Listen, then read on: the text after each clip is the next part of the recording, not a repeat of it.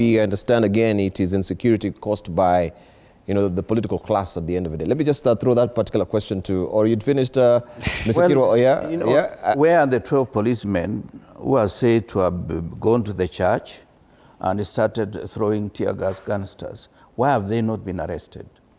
And if you say those who are goons organized by Rigathi Gachagua, where did the 3 vehicles, police vehicles, do you think Rigathi Gachagua still got police vehicles?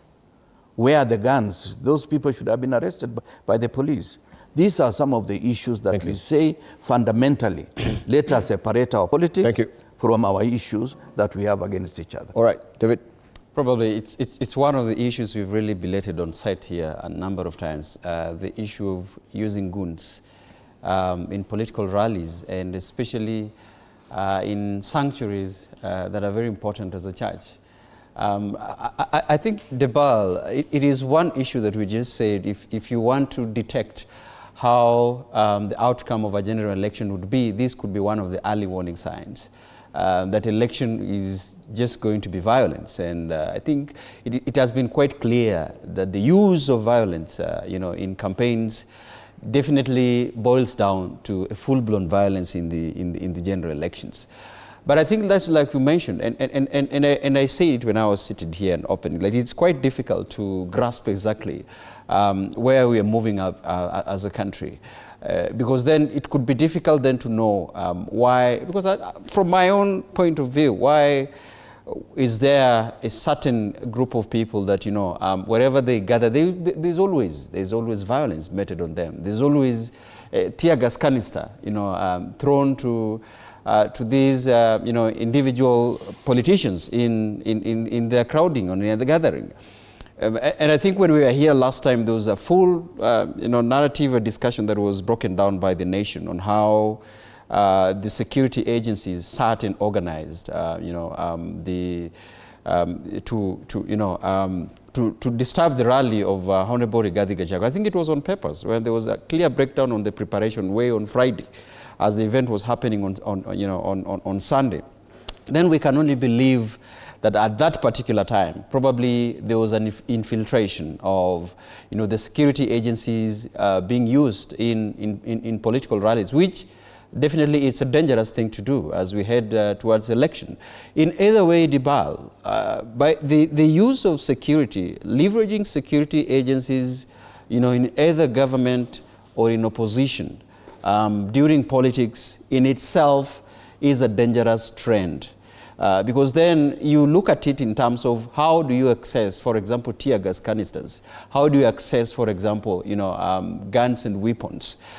Be it in opposition, be it in government. Are these particular weapons getting into the wrong hands? Because that is generally what we can assume. Because if we say then there is an opposition using these, to capitalize on their political, to gain political mileage, then we should ask ourselves how many guns are there in wrong hands outside that has not been accounted for, and what would be the impact of that even as we move towards election that sometimes boil emotionally and can get out of hand, or when it's in the side of government, Debal, you realize that then how do we say that the state agencies then could allow the use of weaponry to towards certain politicians, in terms of maiming and gagging them. Yes. So in either way, what I'm saying is in either way, because like you've mentioned, Mwananchi is in the center of things, looking at where is the truth. Can we grasp the truth and objectively look at who is then using these, security agencies for their own, political mileage. So I think for me, it is in terms of looking that as an early warning signs towards our usual election that has always turned bloody. And does that spell doom? Yes, it does. As from my own point of view, that it has to be something that has been dealt with, has to be dealt with. Number two, just like you mentioned, the church and the pulpit is becoming probably an issue that, of course, we really need to, to look at into. Every weekend, we are seeing either government or either, opposition in the church podium. This weekend, the two functions, except for the Kakamega rally, the opposition was in the pulpit.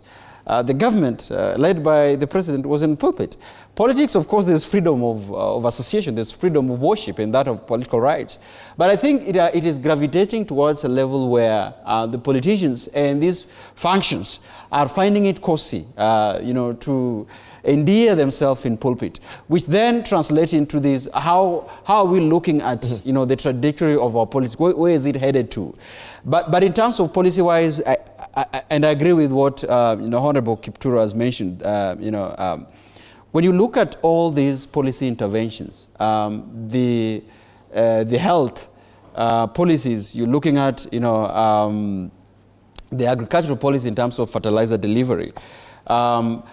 There is, every part of them has been dodged by corruption. Health sector, SHA, like you've mentioned, KEPS, like you've mentioned. Then why? How would the government of the day defend a policy, however much it is to the last mileage, however much? How would you defend a policy that is dodged with massive corruption that is running into billions? On the other hand, how would opposition articulate a manifesto that is policy-oriented and grounded? So that is where I am. Thank you. All right. Thank you, David. I think also just getting information that is coming to hand, the feedback for the question that we had raised you, we had actually put on air for you to chime in as well. I think we need to get that particular moment. Anne Odida is standing by to just also help us on that particular note. Anne, what are you learning?